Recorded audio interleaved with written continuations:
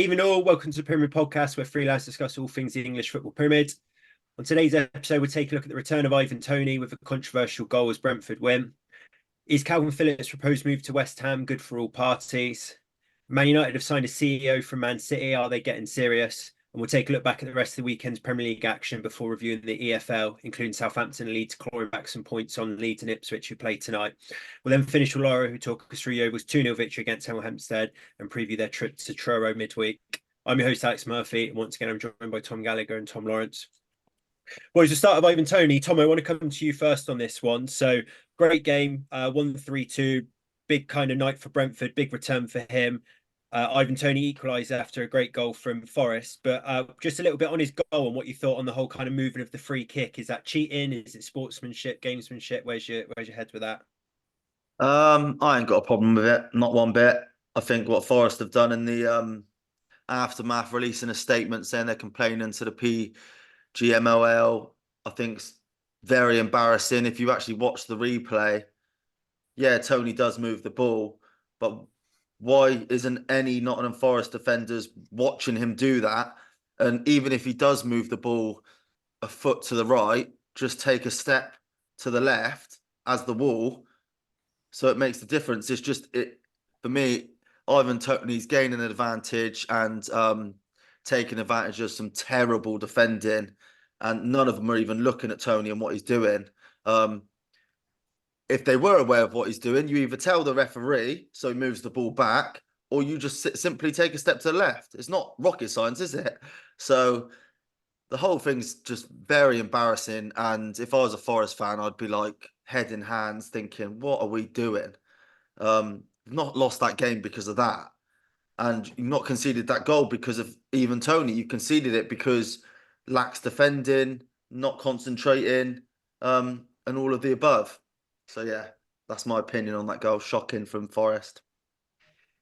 Yeah, obviously good result for Brentford, Laura, and a bit of a kind of odd return for them with the Undertaker music playing. They seem to have like a light show music playing. It felt more like sort of like a WWE entrance, or like someone's kind of returned to the boxing ring or something like that after a layoff. Just what your thoughts on that were? Just quickly, you don't like that, do you? No, I didn't like that. See, I loved it. I loved the theatre of it. I just thought we were talking about the FA Cup a couple of weeks ago and trying to sort of drive interest in the game. Every time I watch Brentford on Sky, if they win the game, that place afterwards is an absolute theatre. Everyone stays behind for ages, singing songs, dancing about. It looks absolutely amazing to be a part of. And obviously, they've had a bit of a special kind of period here with Ivan Toney being out for so long, their star player. They've struggled a little bit being near the bottom, and they probably just thought, fuck it, let's make it a positive, turn it into a little bit of atmosphere building for the fans. And look, it worked. They won the game 3-2 in a cracker, and he scored a free kick, played very, very well, and they just look a completely different team. They've got a threat like him up front. So I actually really liked it. I love the Undertaker comparison, and I think it goes quite nicely with Ivan Toney's personality as well. So I think they actually got that bang right.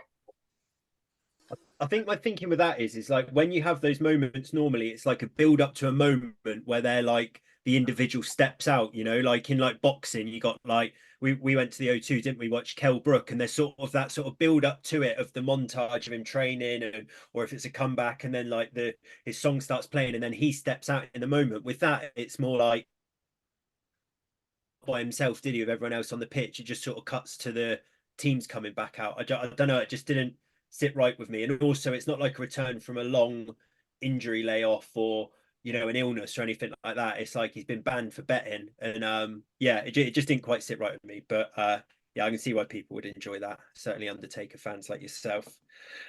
Just on Ivan Toney, obviously he's going to be really important, Tomo, to Brentford to kind of staying in the Prem with where their league position is. With if he can chip in any sort of manner of the goals that he did last season, they'll be absolutely fine. We've touched on England squads before, and I think we might have even mentioned Ivan Toney before. Where do you think he'll be in that pecking order? Obviously, you got Harry Kane with that second striker. You got Ollie Watkins, Callum Wilson, Dom Solanke. Obviously, he's only come back and scored one goal, but where do you see him this summer? Well, there's a long way to go, really. Obviously, if he goes on a run now, I think what have they got? 16, 15, 16 games left. in the Premier League. If he goes and scores 12, then you can see him going to the Euros, definitely, just because he probably sort of resembles that sort of striker you want to bring on and chuck on for 20 minutes if you're losing a game, because he can hold the ball up. He's big, he's strong, he'll be good on set pieces. He's good linking up with play. If Kane gets injured, he's probably, this is going to sound ridiculous on a podcast, but he's probably the most similar to Kane out of everyone else. Obviously nowhere near the level, but so yeah, I could definitely see him going. It's just there's a lot of football to be played between now and the summer. But like I said, if he goes on a run of 10 to 15 goals between now and the end of the season, then yeah, definitely. After this podcast, I think we should put a poll out. If you could take one striker, other than Kane, obviously, to the World Cup, would it be Wilson, Watkins, Toney, Solanke? Because if you think the last World Cup we took Wilson, towards the end of last season, it felt like Toney had secured that spot. Watkins has probably taken it over this season, and Solanke's come out of the pack as a real wild card. So that might be quite an even split as to what people think. And I think, I mean, at the moment, you feel like Callum Wilson's out of it a little bit because he's not making too much of an impact at Newcastle. But Solanke's got to be in there because of his performances. Watkins has had an amazing season with Villa, and I wouldn't bet against Toney scoring in a lot of games between now and the end of the season. So let's see what the results on that one is. Well, what would your answer to that poll, Laura? Watkins. Mine would be Toney. But yeah, go on, Murph, and you? I would go Ollie Watkins, but I don't think your point you made there, Tomo, is a bad one at all. I was listening to another podcast. I think it was the Athletic Football podcast, and they said that even Toney's hamstring for going to the Euros might be that he is the most similar to Harry Kane, and you need players of different profiles. So like if you've got the Kane, obviously if Kane got injured, Toney might go as that style of player, but Toney is maybe that sort of link up, not relying on his pace, big, strong, physical, can hold the ball up, bring players in. It means that he's most similar to Kane out of those strikers, and therefore you might go for an Ollie Watkins, who's maybe can rely on his pace a bit more, get in behind, run the channels, that sort of thing. I'm sure Toney and Kane are perfectly good at doing that, and I'm sure they've both got a yard of pace as well. But I don't think that's a bad shout from you at all. I think that is probably the most similar to Harry Kane we've got, and therefore that might be the reason that he doesn't go. But if you score a 10 goals or a dozen goals between now and the Euros, you're the striker who's going, right? Yeah. Is there a question mark maybe over Ivan Toney with regards to his profile and what Gareth Southgate usually likes? Because he likes players he can trust. And generally speaking, if you get on the wrong side of him, he sort of quietly shuns you off. And I know Mason Greenwood fully deserved it, but Foden was out the door for a little bit. We've seen it with other players as well. So I'm just not sure that if it came down to Toney and Watkins, we're going to see Gareth Southgate go with Toney when Watkins, to me, feels like the safer option. And he's obviously a very good player as well. So I'd love to see Toney go. But, I feel like Southgate will see him as a little bit more of a, again, wild card than Watkins, who maybe is a safer pair of hands. Yeah, I don't actually agree with that. So I think the England squad before his ban last year, it must have been the March squad. I think he brought in Toney, didn't he? So Toney played in that England squad just before the ban. So everyone knew he was about to get a ban. So that, in my head, that was a bit of Southgate giving him a bit of backing before that ban. So I wouldn't overly agree with that. But like you say, it's tight, isn't it, between Wilson, Solanke, like you say, and Toney and Watkins. So flip of a coin, really. It just depends on. I think Toney would be perfect to bring on for the last 20 minutes in every game. If you need someone to hold the ball up and win free kicks and you're winning, or if you need someone to do that when you're losing, to give Kane a bit of a rest. So, but then, you know what? Sometimes they do say, don't they, absence makes the heart grow fonder, and sometimes players get better by just not being available and not playing. So obviously Toney was good on the weekend, but let's see him do that again and again and again until the end of the season. Yeah, and also it's one thing Gareth Southgate calling up a player to have a look at him in a qualifier or friendly, and it's another thing taking him to a tournament particularly this one where there's a lot of pressure. I would say probably the most pressure so far on him to win it, because it's probably going to be his last one and maybe defining his legacy as the England manager, although for me, he's already been a very good one. So that's just where my question mark comes in. Not that you can't trust Ivan Toney or he's a problem player, but there's just no doubt with Ollie Watkins whatsoever. But you never know, you might be right. I'd love to see Toney go. I'd like watching him play. He's got personality on and off the field. He scores different kinds of goals. He's underrated as a footballer. He's big, he's powerful. You wouldn't want to play against him. So yeah, I'd love to see him leading the line at the World Cup. Why not? Sorry, at the Euros. Why not? Just a couple other points on that as well. Very, very good from a penalty, isn't he? So he'd be a good one to have there if the tournament goes to that stage. But also, I think that he is someone that potentially the England squad might be like, if we've got friendlies against Belgium and Brazil in March, he could be someone for then. He knows what Ollie Watkins is capable of, what he brings to the squad, the fact he's the backup to Harry Kane. So if Toney scores a few goals between now and March, he might get a look at that. But is there anything stopping England taking a third striker to the Euros? I know we only play one centrally now. Previously, when we played with two through the middle, you might have more striker options rather than wingers. But it might be that one of those wing type players drops out and we take a third striker. So potentially options for him to go there. We'll move on, boys, to Calvin Phillips. So, Laurie, bring you in. I know you've been quite vocal about his kind of handling at Man City from Pep Guardiola, someone who was one of the first names in the team sheet for England, really, in tournaments gone by, and said it was paramount for him to get a move. Looks like he's going to go to West Ham for the second half of the season on loan. To me, it just strikes me as a good move for all parties there. Sign him for West Ham, player off the books who's unhappy at Man City, and a player who's desperate for minutes at a club with a major tournament coming up. Yeah, I agree. I think it's a good move for all involved, and I think Calvin Phillips would fit in perfectly to that West Ham midfield, whether it's like in the Soucek position or maybe the DM position. But I'm a little bit disappointed that it's taken this long for a move to happen, because I think it was quite clear quite quickly that Pep wasn't necessarily having Calvin Phillips. There was a couple of comments he made last season, and then all throughout, he only ever plays him if he absolutely has to. He'd rather play a youth right back at centre mid. He'd rather play anyone else other than Calvin Phillips. And it's just annoying that when he went there, he was on such cloud nine that it was probably a season after the Euros where he was so good for Southgate. He sort of ran his course at Leeds. He was ready for his big move to a bigger club, but one that was going to take him on to the next level and consolidate him as a proper top elite English midfielder. Now, Gareth Southgate still rates him, and luckily he's still in the England setup and he will be going in the summer if he's fit. And of course, playing for West Ham is going to help that. But I just think this move could have happened earlier. Maybe Calvin Phillips could have tried to push it through a little bit longer, although I sympathise with the fact that these players want to give it as long as they can at the very top club they can do and try and take the most of the opportunity. But at the end of the day, probably quite similar to Henderson, he needed this move to make sure that he was going to be in that squad going to Germany in the summer. So I think he'll probably start for England, knowing Gareth Southgate in the summer. In 6 months under David Moyes isn't going to do him any harm there.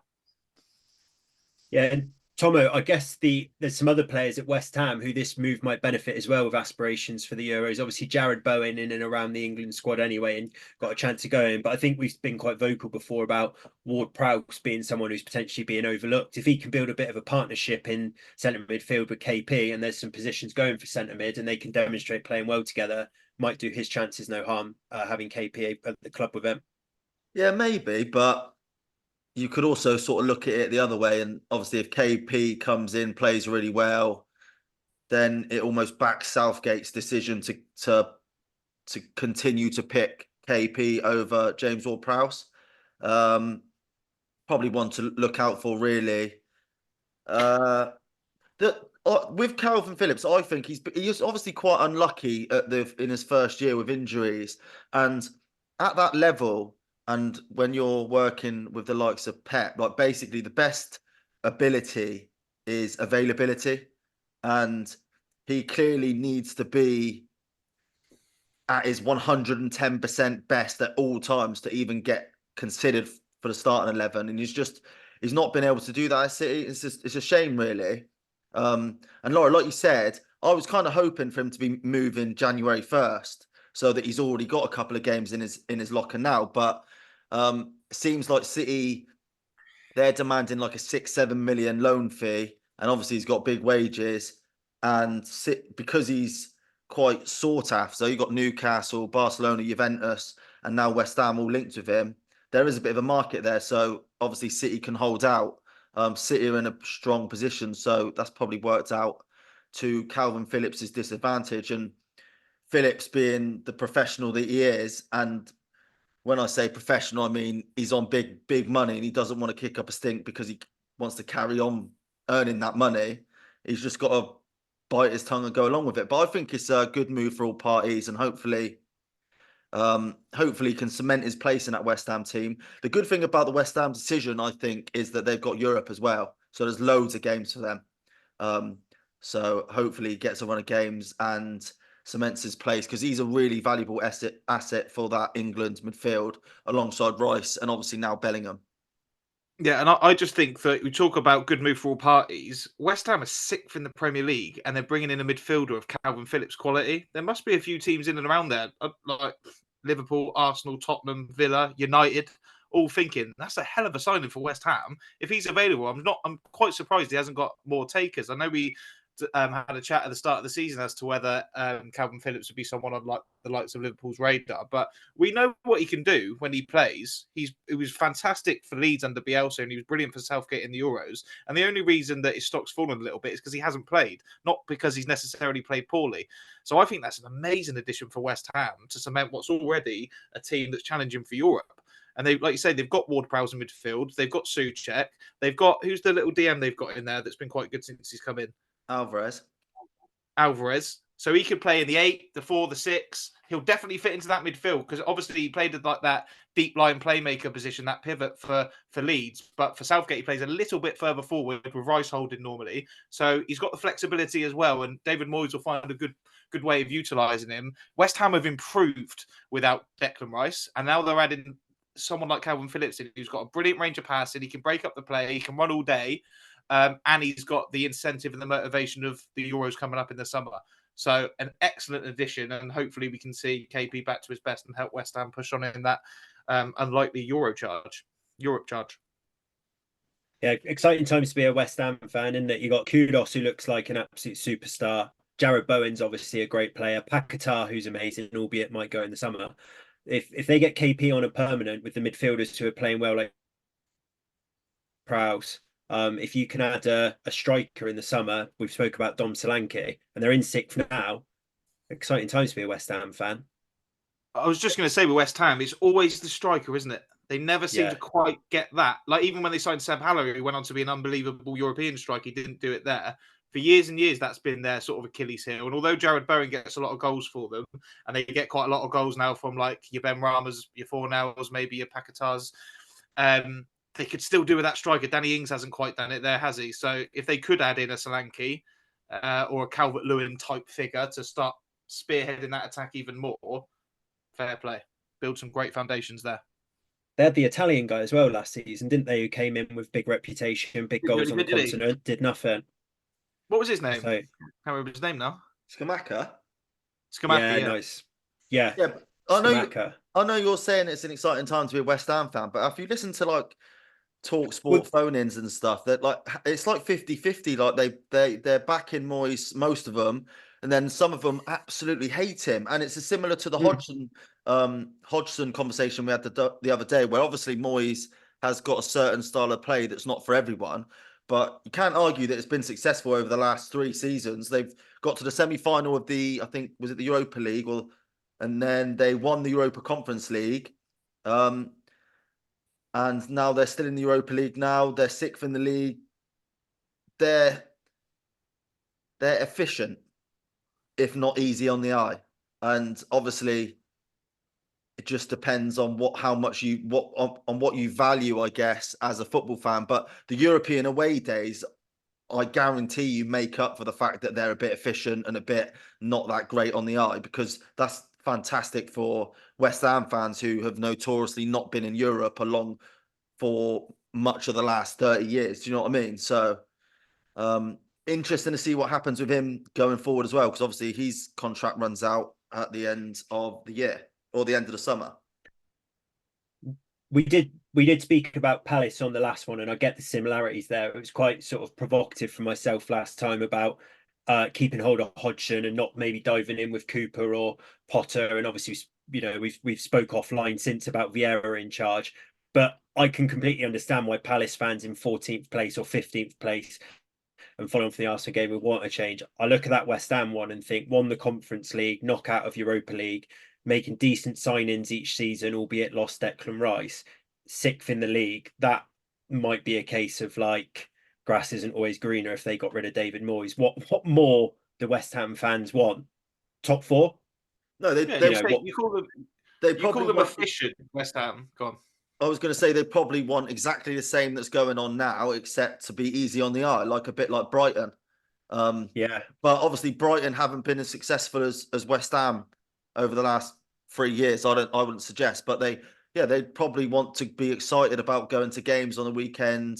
But the thing is, they obviously in December they beat Arsenal, Man United, and Tottenham, playing this pragmatic style of football. Probably weren't the best teams on the pitch on the day, but they went and won those games. So it's a juggling act, really. Like if you can't pick and choose to have everything, and West Ham have always been a very good team at sitting back and playing counter-attacking football. And actually, last season, if you remember rightly, they really struggled in the league. And Mikel Antonio makes this point in his podcast where he said that they made a mistake of trying to play expansive and progressive football with Scamacca, and they ended up having to return back to that counter-attacking style football because they needed to stay in the league.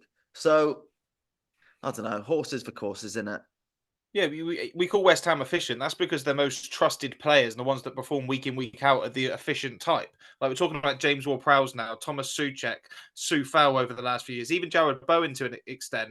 The players that you'd probably think about being more flary over the years, like your Fornals and your Lanzinis and your Ben Ramas, they've had to come in and out of the side because they don't do it every single week and give you 8s and 9s every single week. So we can play them boys if you want, but if you're a West Ham fan, listen, it's your club and you're entitled to your opinions, of course, on what you think about your football club.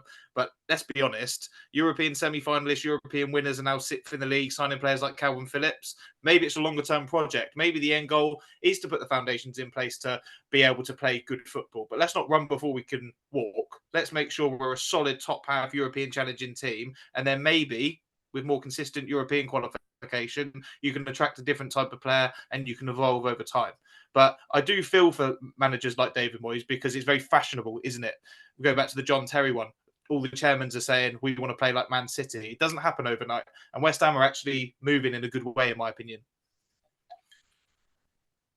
Indeed, yeah, they had a 2-2 draw with Sheffield United at the weekend. I think would have been disappointed not to get all 3 points there. Late VAR decision went against them for a penalty, which Ollie McBurney scored, but then went straight down the other end, I think in the 113th minute of the game or something like that, and had a shout for Jared Bowen to win one as well. So probably 2 drop points for West Ham there. But Sheffield United, I think, certainly their manager afterwards, Chris Wilder, thought they were good value for their point at least. I didn't think that final penalty decision for Bowen, I didn't think that was a penalty at all. I thought Bowen pulled him down on top of him, if you know what I mean. And the player, who I can't pronounce his name, Anil Ajmit, I can't pronounce his name, I'm really sorry, but he quote tweeted a clip of it on Twitter today or yesterday and made excellent points on all regards. Just like, actually, you can see that Bowen pulled me down. So yeah, I don't know where David Moyes is going with the whole I've lost faith in officials and VAR. It's just fuck off, innit? Did you think pen at the other end, the one that was given? Look, you see them give them, you see them not. I don't like arguing against that too much. I don't mind either way. But then I'm not a West Ham fan or a Sheffield United fan, so obviously not being emotionally involved just helps me be a little bit laissez-faire about the whole thing. I liked both because the ref gave the Sheffield one, didn't he? And then he didn't give the West Ham one, and I thought he was right on both of them. And even if he wasn't, no VAR interjection really, not a lot of wasted time. They were one was a penalty, one wasn't. I'm happy with that. That's how football used to be, and that's how we like it. And I agree with Chris Wilder that Sheffield United were worthy of a point. Ben Brereton Diaz, who we didn't even realise had signed back into English football look really lively. And that James McAtee, is that his name? Yeah. You know, like you watch Cole Palmer at Chelsea and you think you can tell he's just been in that Man City system. It's the same with that McAtee. The way he like takes the ball and moves with it and plays it, it's exactly like that Pep school. Just stands out like a sore thumb anywhere. And obviously another sort of big credit to Pep Guardiola, because you can just spot a player a mile off that's been coached by him or within his systems at Man City. But he looked a really good player as well, albeit not an awful lot of end product at the moment. But yeah, I agree. Good. Well, probably not a good point. They needed to win that, really, Sheffield United, but they were well worth it. A couple of results from the Premier League, chap. So Arsenal 5, Crystal Palace 0. Did my argument last week of maybe keeping hold of Roy Hodgson a little bit longer. Absolutely no good. And if rumours are to be believed, Graham Potter and obviously we spoke about Steve Cooper being lined up for that job there. So I wonder if we'll get something this week that they've parted ways with Roy and brought someone else in. I think we spoke last time out, though, that it was more about future philosophy for Palace, like wanting to be more excited and things like that. But their board might now just be thinking we need someone to actually come in and keep us up. So they might it's a fine balancing act in the them. Premier League. It's such a competitive league, and we've seen time and time again clubs like West Ham and Palace do it, where like Palace tried it with De Boer, sacked him after 4 games because they lost all 4, and that's when I think that's when they brought in Hodgson the first time round, wasn't it? And then they obviously tried it with Vieira, brought in Hodgson again. West Ham did it with Pellegrini, sacked or didn't extend Moyes' contract first time round, brought in Pellegrini, then had to bring Moyes back in. So it's all well and good sitting here with rose-tinted glasses and idealistic views on how you want to play football, but you need to get results, and we're in a results business. And Murph, you do make good arguments the last couple weeks about Palace are on that knife edge, really, and they can easily go one way, the wrong way down, and then become a championship side again or a yo-yo side again. And they've been in the Prem for 10 seasons now, which is an unbelievable success, really, for a club that was on the verge of going out of business when in 2011 or whenever it was that Simon Jordan put them into administration. Yeah, interesting times. I think that's a good point. They've been in the Premier League for 10 years, but they've never got into Europe, have they? I don't think, ever. And obviously they've never gone down. So that's a long time of the same kind of thing. So if nothing's changing in terms of what you're qualifying for or the league you're playing in, or I know they don't want to go down, but literally nothing's happened at the club other than staying in the league, I can understand that they'd want a new manager. Interesting question. If you were going to replace Roy Hodgson as a Palace fan, what do you reckon they'd rather, Steve Cooper or Graham Potter? They would rather Steve Cooper because Graham Potter did his best work at their biggest rivals, right? I was going to say that. Is there? I know we spoke about it even on the last pod about this kind of long distance derby. Would Graham Potter, have it being ex Brighton manager, be a reason why Palace fans would be like, we don't want Potter? Well, it depends if they rate him highly enough. I mean, it plays into the thinking, doesn't it? It'd be like we all take the piss out of that rivalry, but it's a rivalry to those fans, isn't it? So, yeah. If I was a Palace fan, I'd prefer Steve Cooper. And if I was Graham Potter, I'd sit on my 4 years left on Chelsea contract and just keep getting 12 million a year or whatever it was. Yeah, I think even without the rivalry there, I think Steve Cooper's the right horse for that course. Because at the same time, although we do want to go forward and see a little bit more progression with Crystal Palace, they do still need to stay up as well. And I think Graham Potter's probably a little bit more dramatic and extreme with his philosophies, and that could go the other way. So probably for both Palace and Graham Potter, that might not be the right fit. But Steve Cooper will go in there. They definitely won't go down, and maybe they can start to look up. So we're talking as if Hodgson's sacked. I know he's not yet, but I think hopefully the writing's on the wall with regards to Palace fans for that one. Yeah, I think you're right, actually. I think Potters would probably, if he came in and was wanting to implement the style of play that he kind of built at Brighton, I'd imagine that would rely on Eze, Elise, Mark Guy, if he has centre backs playing out from the back, staying in that side. I'm not sure they all will stay in the summer or any of them. So maybe Cooper is the right man for that job. But I would, if I was taking that job, as I touched on last week, I'd want some pretty heavy sort of like backup from the board that any money got from like Eze, Elise, Guy, any other players who were to leave would be reinvested, because otherwise you'd be left with a bit of a shell of a side there, wouldn't you, with Zaha having left. And who was the centre mid? Was it Decore who was like pulling up trees first part of the season before Christmas? Yeah. He touched on Loro. You know, someone might come in for him as well. So suddenly you're left with not a great sort of squad or spine of a side there, and you've got this job. And I imagine Cooper and Potter both want their next job to be a success, as any manager would. So yeah, it'd be interesting to see who they go for. One more point on that is Palace always seem to have like 2 or 3, maybe 4 players that impress every year and a link with big clubs, but they do quite well with keeping them. I mean, they kept, other than when he went to United for a year and a half or whatever it was, they kept Zaha for about 10 seasons all in all. And Elise signed a new contract in the summer. Do you know what I mean? It wouldn't surprise me if they ended up getting a new manager and Elise and Eze and whoever else they want to stay, Edouard is still there next season. Maybe they'll have a look at Steve Cooper and think, oh, this guy knows what he's talking about. I quite like the way he's playing football. And I'm guaranteed to start every week here. Maybe we'll carry on. So one thing you would say about Steve Parish and Palace, they have been pretty good at holding on to their better players. That, you know, they've got quite a lot of consistency in that team, haven't they? A lot of players that have been there a long time. I know Elise and Eze are relatively new to the squad, but like we said, Elise was supposed to be going to Chelsea for all reports in the summer, and he ended up signing a new contract. So Yeah, but maybe they'll keep him. Yeah, if you look at Palace, they're obviously a London-based club, so young professionals all love living in London. They pay really, really well. I remember a story. Do you remember Max Meyer from Schalke? They got him on as a free agent. They signed him on a contract for 100 grand a week, and and obviously he never did anything because he rarely played. But I've just had a look now. He plays in the Swiss Super League for FC Lausanne. And I've never heard of them either. So he did come with a massive reputation, though, Max Meyer. He was supposed to be like the next De Bruyne, I think, or something like that at the time, and it didn't work out for him at the Eagles. Yeah, but he earned 100 grand a week on a 5-year contract and set for life. So fair play to you, man. Yeah.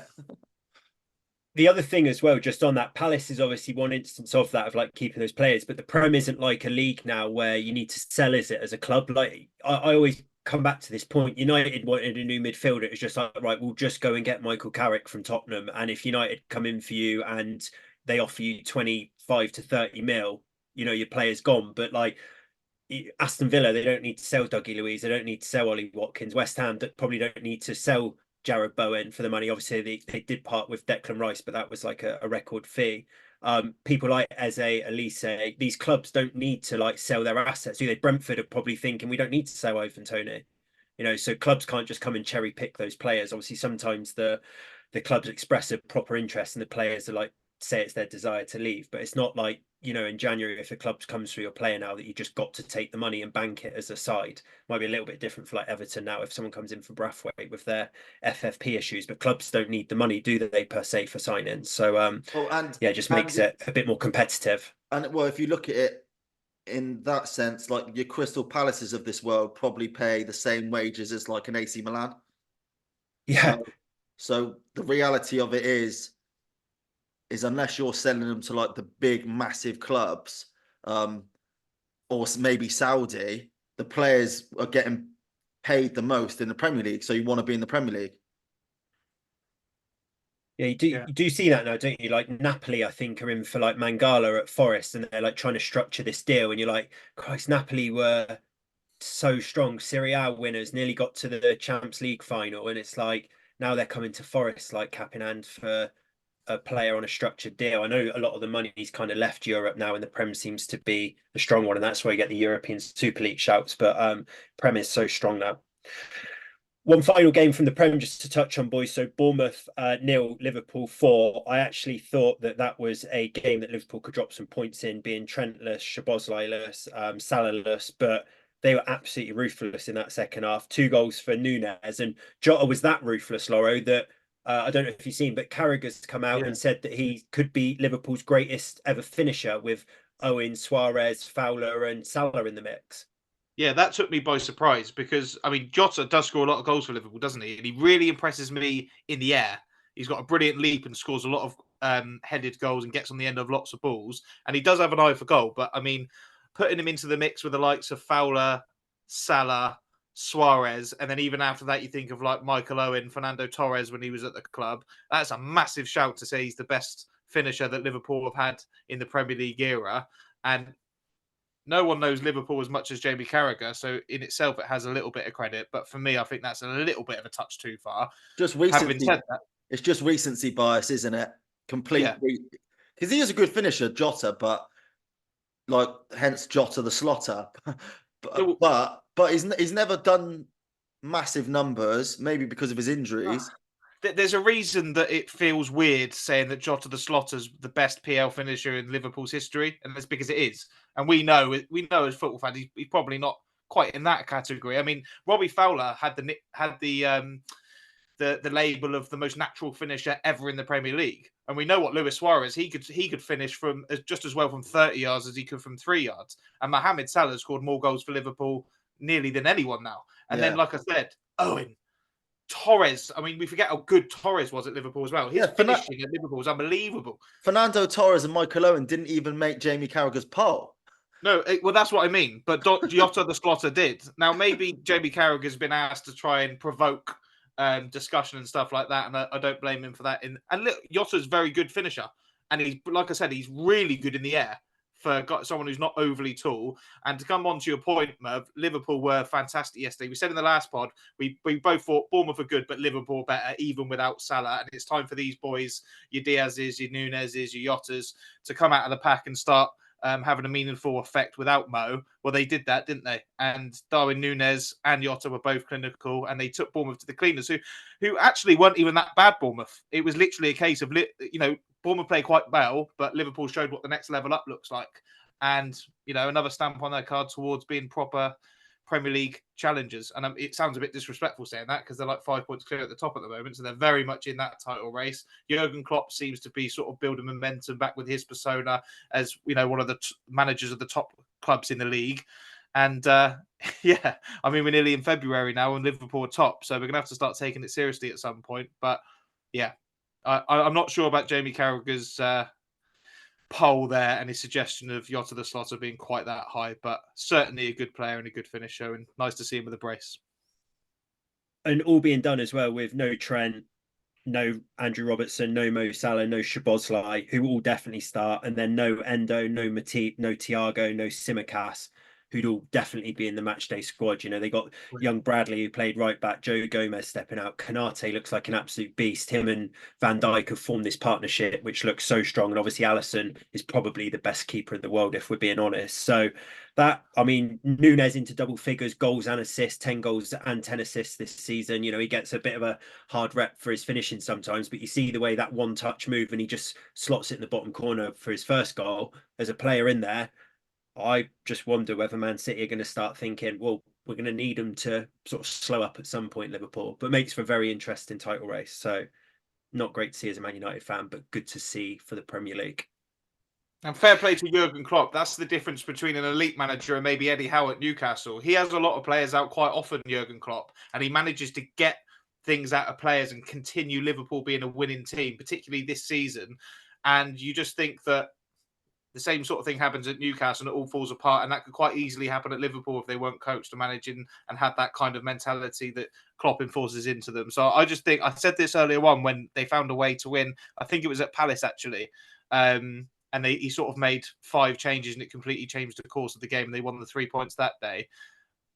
Fair play to Jurgen Klopp. He rubs a lot of people up the wrong way, particularly in the last few seasons. But he's doing a really, really good job, almost under the radar this season. Yeah, as a United fan, I desperately need him to take like the Bayern Munich job or something like that, but that might be Xavi Alonso's.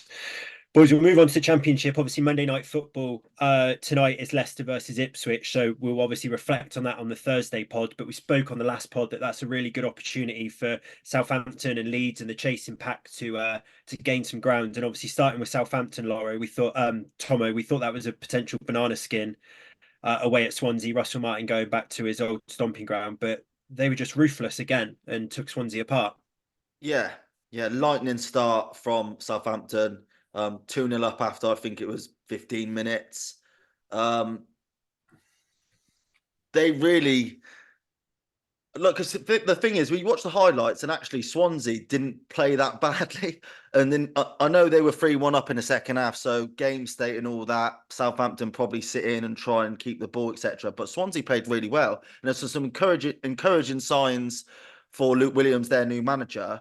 But just Southampton just look imperious at the minute, and some of their football for the goals, like Che Adams linking up with Stuart Armstrong, who rarely gets a mention, really, when we talk about how good Southampton are. But he's such a solid player, and at that level, probably one of the better midfielders in the league.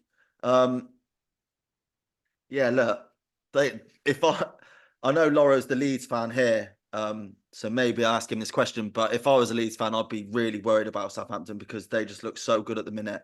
And when you look at their starting 11 and their bench, you just see Premier League level players everywhere. And I can't see them dropping the PP Cup anytime soon. No, they got FA Cup next, I think, against Watford, and I'm just like, it's just not going to happen. But Laurie, we'll bring you in on Leeds actually. So Leeds managed to grind out the win against Preston in the end, 2-1, late penalty for it. I think quite a bit of shithousery from Preston towards the end with time wasting, even though only drawing. So must have been satisfying and pleasing to see Leeds go on and win it. Yeah, it's satisfying in that regard because I hate time wasting in football, and it's so annoying when it's against your team, isn't it? Particularly when Preston were only drawing, like they were time wasting to get a point from Ellen Road. I mean, it must be horrible to be a Preston North End fan watching that, but it's so funny after we scored the goal to see and then rush to take goal kicks and put the ball back in our keeper's hands and stuff like that. Extremely satisfying, but also satisfying in the way that, you know, we've blown teams away quite a lot this season. Sometimes we've had the game won within 30 minutes. These are the games that keep you in the hunt and that matter at the end of the season when there's 2-3 minutes left on the clock and Joel Pirro scores that penalty. And Patrick Bamford picked the ball up originally, and I was screaming at the TV thinking, you cannot be serious. We lost a game away at Stoke earlier in the season. It was 0-0. We had a penalty in the 80th minute and Bamford skied it, and then Stoke went on to win the game. And that was a bad loss. We should have won that game. So Daniel Farke sending a note on to say, no, Joel Pirro's taking it. Thank God we've got that kind of leadership at the club to make sure those decisions are happening. And very glad that we got the 3 points over the line yesterday, which very much keeps us in the race. Did I actually watched or listened to the Leeds crowd after he gave the ball to Pirro, and you could hear like almost the giant sigh of relief from everyone in the crowd when Bamford didn't take it. But I thought it was it a note from Farke? Was it? I thought it was, sometimes a player takes the ball to try and take some of the criticism from the other team. Yeah. And then gives it to another player. Was it not that? Well, that's what I think Patrick Bamford passed it off as being. But after the game, Phil Hay asked Daniel Farke, and he said, no, I sent a note on saying Joel's going to take it. So maybe Bamford knew that was the case anyway, or maybe he styled it out. I don't care. Yeah. Bamford's been in good form recently, didn't score yesterday, but Joel Pirro had to be on that. He's ice cold. He's the best finisher at the club, and he was always going to score when he took it. And Bamford's just not been good in those pressure positions for us, as he's already shown this season. So really, really important 3 points. And then a chance to gain some more momentum, albeit not sure what the result of Monday Night Footy is going to be. But Leeds are in midweek action, I think, against Norwich this week on Wednesday. Norwich obviously beat West Brom 2-0. I think they got a point against Southampton. They've recently won away at Hull. So another one of those games that probably need 3 points that you then look back on against a decent championship outfit. Yeah, and it was a good game at Carrow Road earlier this season. We went 2-0 down and ended up winning it 3-2. Daniel Farke brought out the old 2-8 formation for the last 20 minutes of that game, and it earned us the comeback. So I think there'll be goals in that game. There's been quite a lot of goals with Norwich fixtures this season, obviously the same with us. And look, Leeds still are unbeaten, invincibles at Ellen Road, so it'll be a really tricky fixture for them. But I think they beat West Brom on the weekend, Norwich, so they're obviously in half decent form, and one of those teams that can turn up and be really good or really poor. So we'll have to be on our toes. Yeah, that John Rowe scored again, who we spoke before, and Josh Sargent as well. I think he came in when they were in the Prem, didn't he? But he's starting to score some goals down the Championship as well. So interesting game that. Leeds haven't got a game in hand either. I don't know if it's just because it's like FA Cup. It'd be FA Cup and just fitting in the fixtures. I don't mind it. But just on that John Rowe, if it's the guy that I think it is, the young lad, Like, he wasn't even supposed to be anywhere near the first team at the start of the season. I don't know if we've already spoken about this, and then apparently Wagner just saw him in training and thought, Christ, he's good. And then they've stuck him into the team. And, 12 goals so far. Not bad at all, is it, for a young lad in the Championship? Difficult league, so nice to see. And so probably some decent money for Norwich when ultimately Crystal Palace take him next year to replace Eze or Elise. I was going to say, before we came onto the Championship, we were speaking about the Prem. We were speaking about Eze, Elise, even Diogo Jota, players that came from the Championship. Do you know what I mean? Jota was with Wolves in the Championship. Elise, Reading, Eze, QPR. The league is so good at bringing through these players. And when you look back at like even the England teams over the last few, loads of them have come up through the Football League and been big players in the Championship for a number of years before going on. So yeah, just another big mark of respect for a league that we all know is obviously very, very good and talented anyway. Just to round up some of the other games from the Championship, boys. So Sunderland lost to Hull at the weekend, I think on the Friday night football. And we spoke last time about there potentially being pressure on Mickey Beale ahead of that fixture and needing to sort of relieve that by getting 3 points. They lost again. So I will be very interested to see Sunderland's reaction to that over the next couple of weeks. Tomo? Can I make a prediction? Yeah, go on. He's going to be Steven Gerrard's assistant manager in Saudi Arabia by May. I just wonder with Sunderland how it's like, could you bring someone in before the transfer deadline and get a player in for it? Or is that too reactionary? Are they just going to stick with him now till the summer? Do they sack him in March where it's like suddenly you're in the run up to the end of the season? It's an awful time for a new manager to be coming in and floundering already for Sunderland, and must be so worrying. Brom, Coventry won again at the weekend. Leeds, Southampton, Leicester, Ipswich all right up there. Must be worrying for Sunderland, who are desperate to get back up to the Prem. Gone. I was just going to say, it's just another example of like, it's so misinformed to sack a manager who's like popular with a squad. Like they all loved Mowbray because he was really good with the young players, gave them all a chance, all of that stuff, plays exciting football. And obviously the same happened with John Eustace. You could tell the Birmingham players all loved him.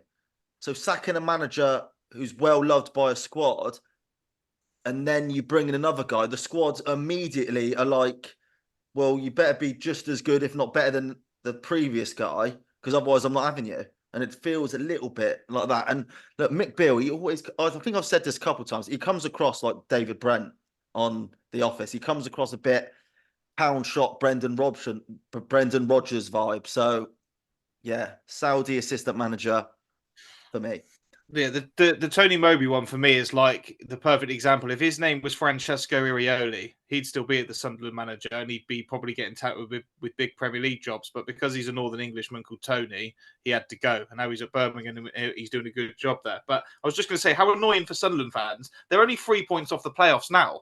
And they've been in no sort of form since Mick Beale's come in. So if they had a manager like Tony Mowbray, who knew the players and it was his squad and the way of his playing, and they carried on in that kind of trajectory, they'd probably be right up there.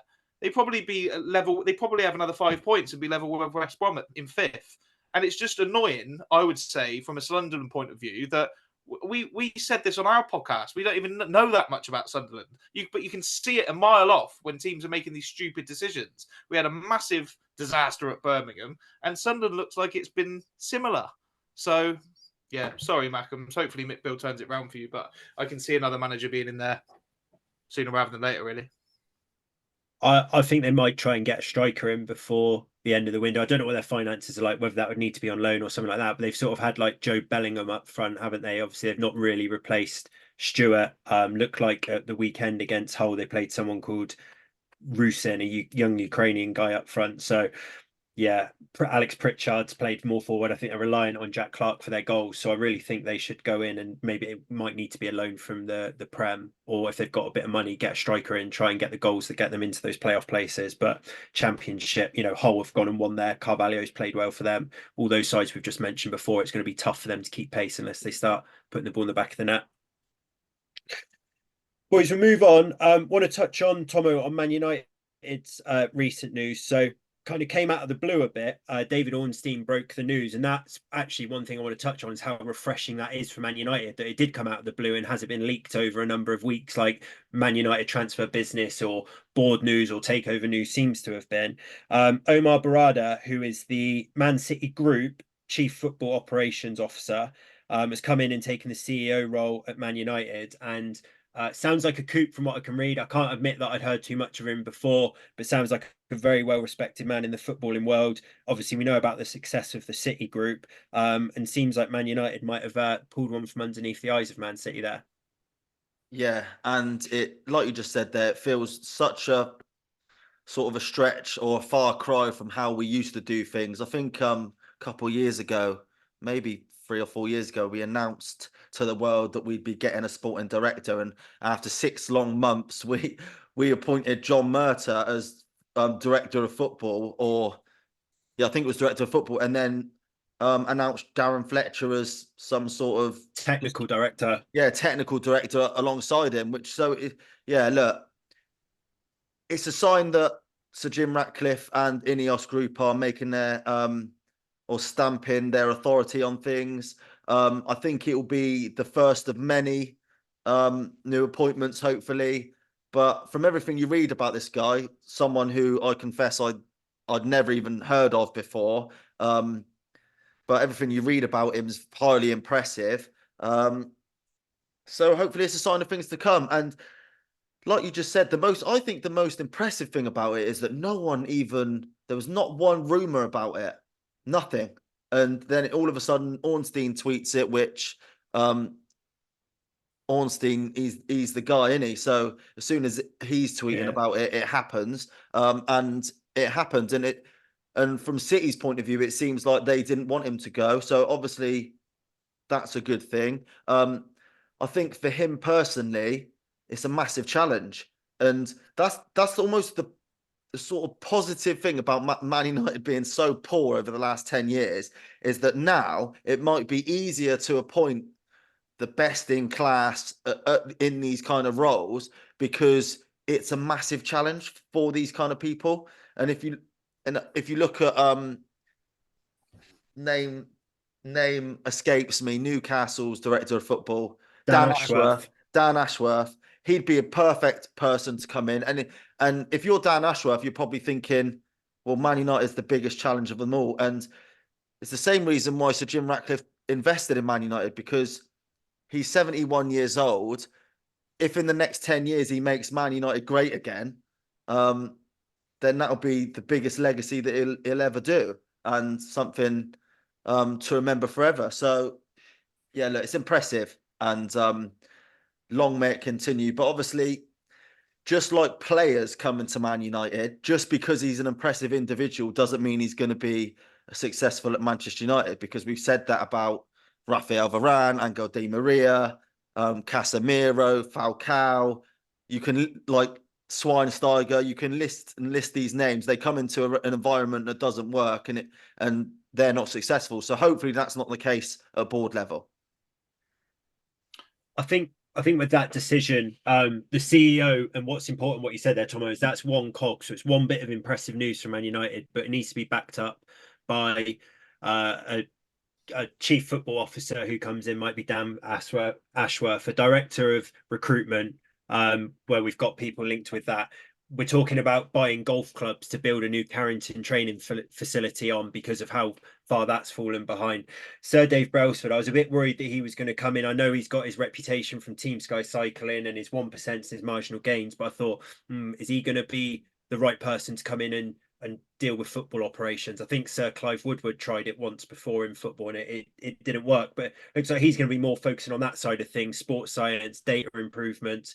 And if we get all of these people into the right levels, and then you've got Dave Brailsford, Jim Ratcliffe, Blanc, who sits on the Ineos board as well, having sign off of it, alongside, admittedly, the Glazers still do have a casting vote at the minute, it sets it up a bit more for success. And what impresses me about this Barada as well is apparently his ethos is that it all starts with performance on the pitch, because performance on the pitch leads to better sponsorship deals, because you do better in Europe, you attract better players who are more elite, and then you give them a world-class environment to operate in that hopefully we're going to set up.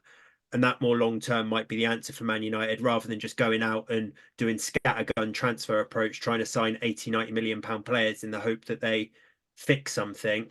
But his ethos is very much, as a player, if you don't perform over 2 seasons, you can have an off season. If you don't perform for a second season, then you're out the door. We're not going to see Man United players having 3, 4, 5 years to get it right. So that really excites me. Very early stages, but it does excite me.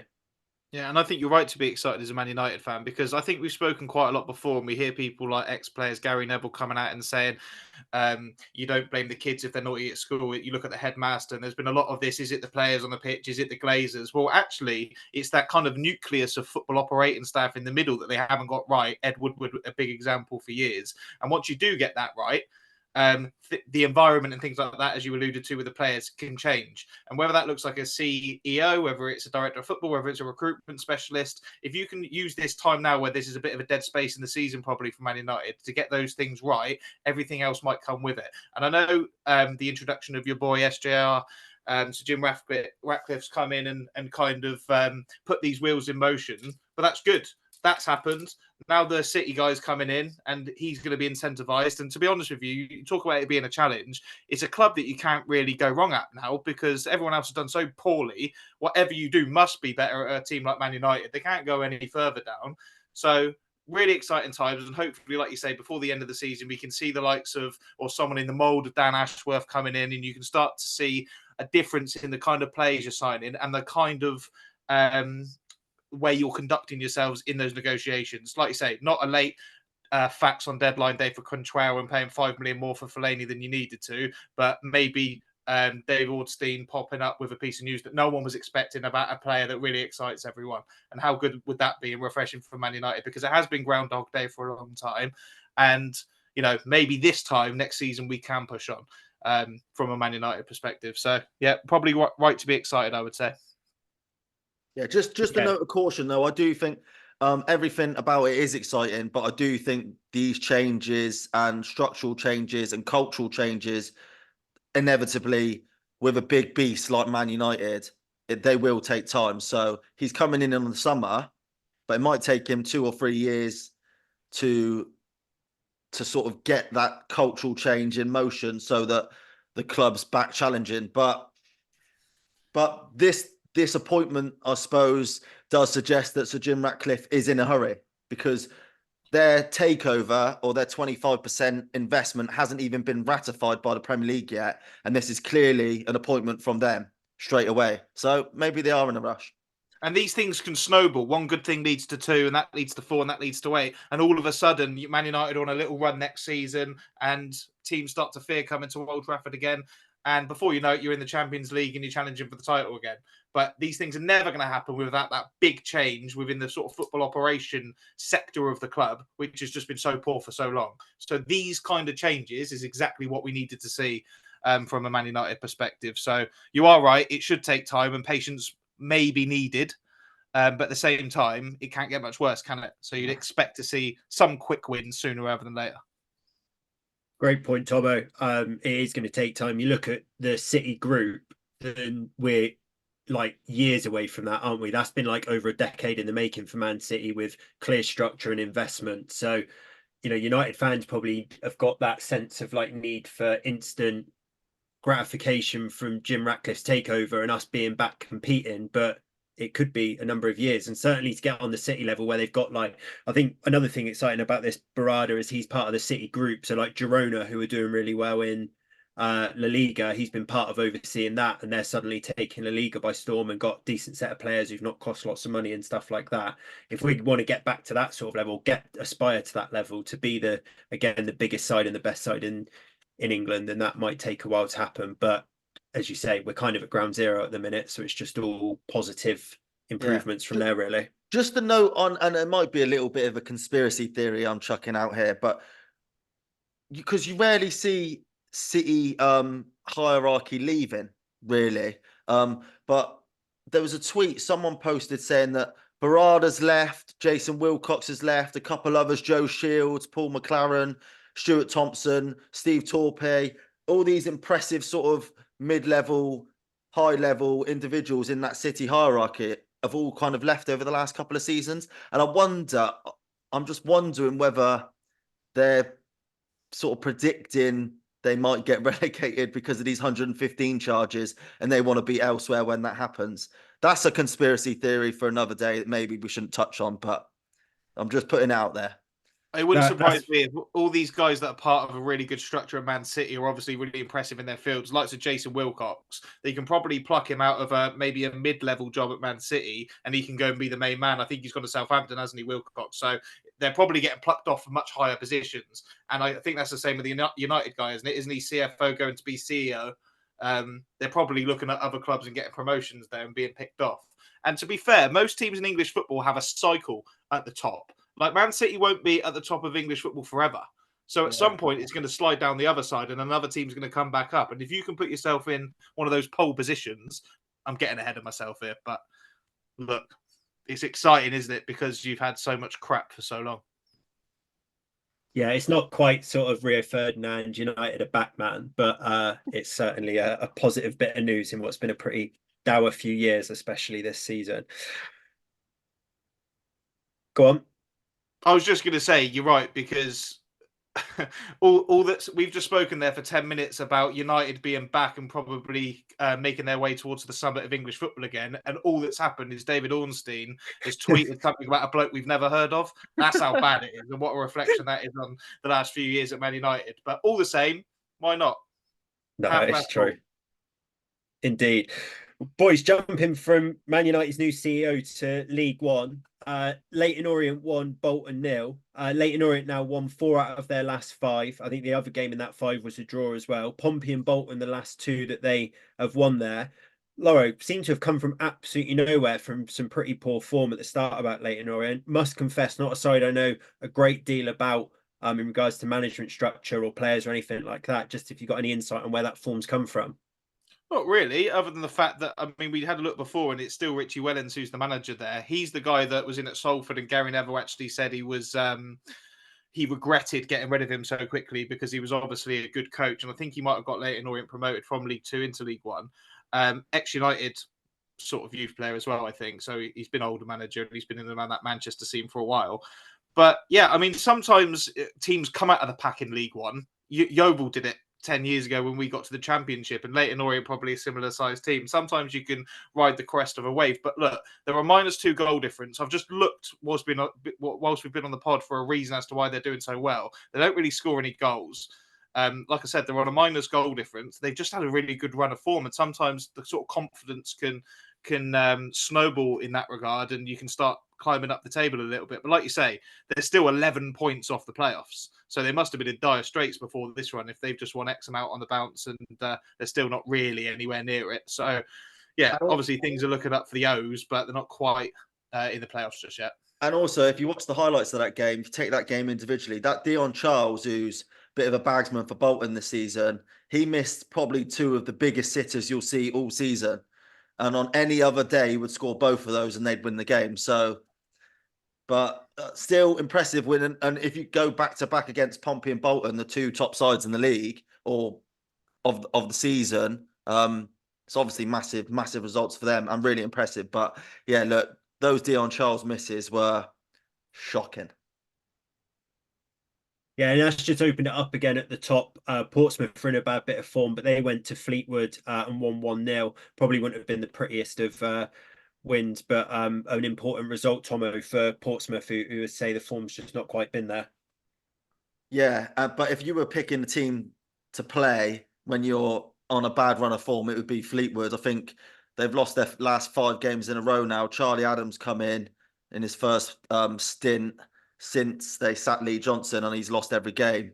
Watching the highlights, there wasn't much to it apart from Colby Bishop missed a sitter as well. But look, when you're in a bad run of form, it doesn't matter how you play. You just need to nick a couple of wins and then just get a little bit of momentum going, and then you can start playing well again. It always used to happen with Man United. When we used to lose under Sir Alex Ferguson, we used to lose a couple on the bounce or something, and then you just see Fergie the next couple of games just shut up shop and win a couple games 1-0. Play badly, stink the place out, but win. And that's the important thing. And Pompey had done that. Goal scorer there for Portsmouth, Abu Kamara on loan from Norwich. So looks like another exciting young talent there for Norwich.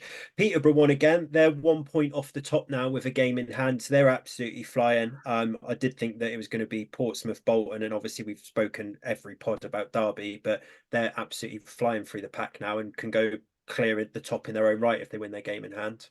Yeah, Peterborough doing well. But the team they beat, Shrewsbury, have just sacked their manager, Matty Taylor. Do you remember Portsmouth left back scored the volley from 30 yards and all the rest of it? Another example, and me and Jeff Stelling actually had a bit of back and forth on Twitter about this, agreeing with each other when they sacked Steve Cottrell. Old school manager, really, really good record at Shrewsbury. Get rid of him, bring in this new boy, Matty Taylor, who's never done anything to show his managerial prowess.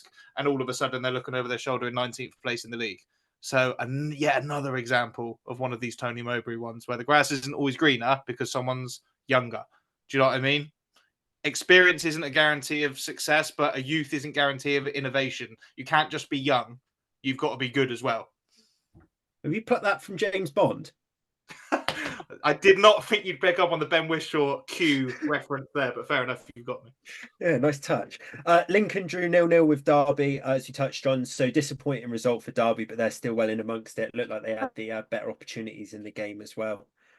So yeah, we're still back in Warney for automatics. And boys, just briefly on League Two as well. So Tomo, your team, Wrexham, lost the Welsh Derby 1-0 against Newport. And I think an ex-Yeovil player, I'm right in saying, Seb Palmer-Holden, I think we might have had him on loan for a little bit. Might have been Bristol City Loro, but Tomo, he scored a looping header and a great result for Newport. Yeah, a looping header's probably doing him a bit of a disservice, I'd say, because it's an absolutely unbelievable header. But I guess the game changed. The big decision of that game was the red card. I think Will Boyle, he got sent off for Wrexham. It was one of those ones where a centre-back knows he's going to win the ball, so he goes in doubly hard, and then silly follow-through makes him catch the player. And so probably in this day and age, it is a red card, and can't argue with that. But really good result for Newport. Obviously, they go into the game against Manchester United now, full of confidence, full of beans.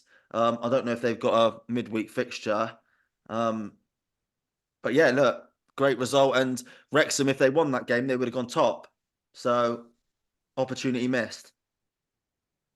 See that a fair bit in footy league, actually. Teams getting chances to like leapfrog and go to the top and then get held for a point and stuff like that. I just wonder if like those occasions to go to the top sort of get to them a bit, and then sides in the football league can be ruthless, and they, every sort of league game can be a difficult one to win. So, but I'm definitely seen quite a bit of that this season.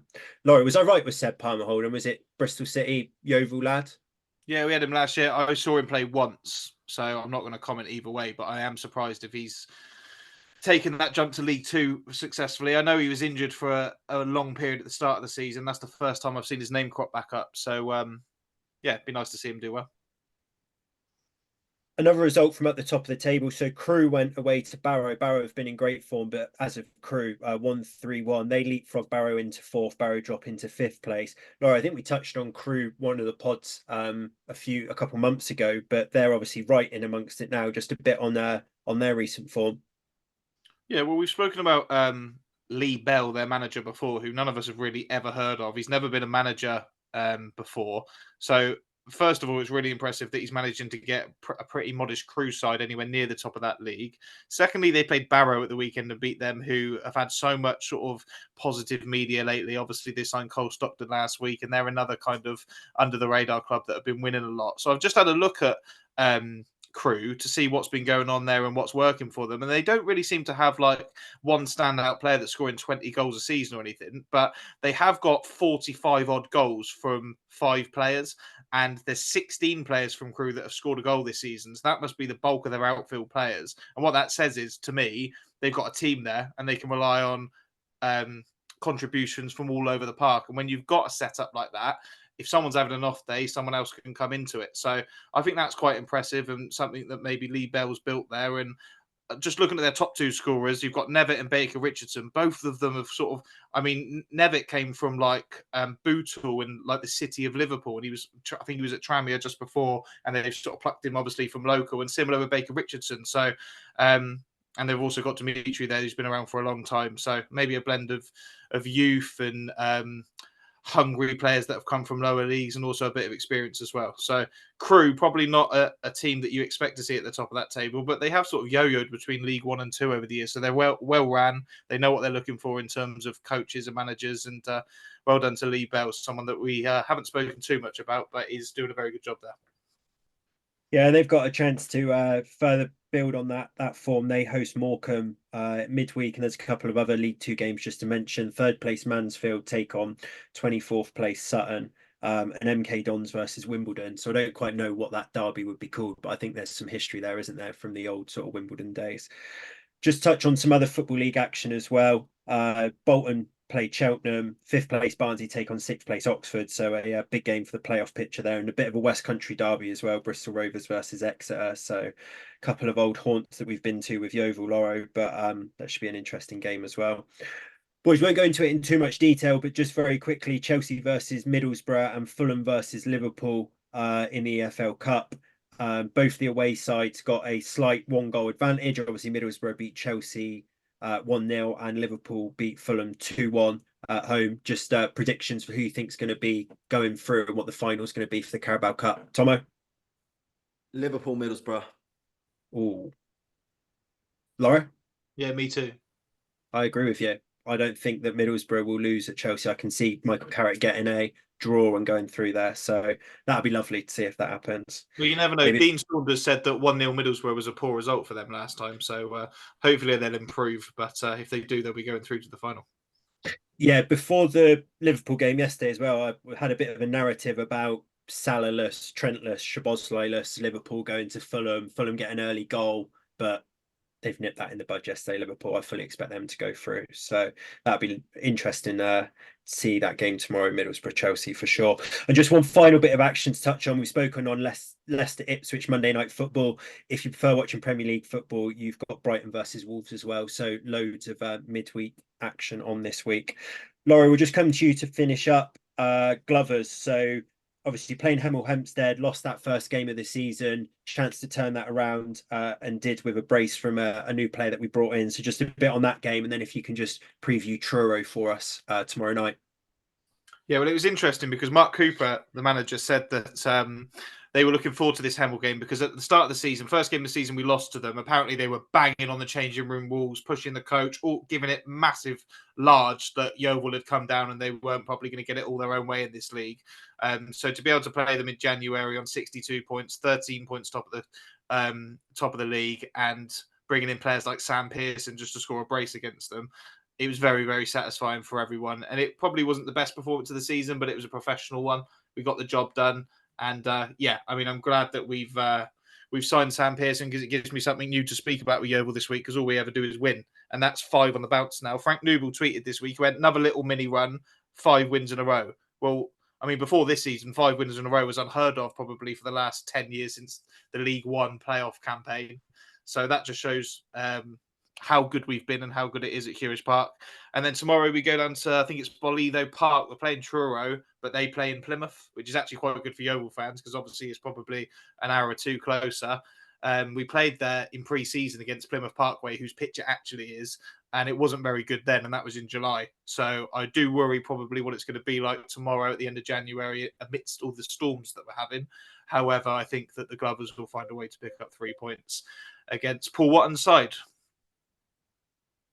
Good stuff. Thanks, Laura. And one step closer to wrapping up that league title.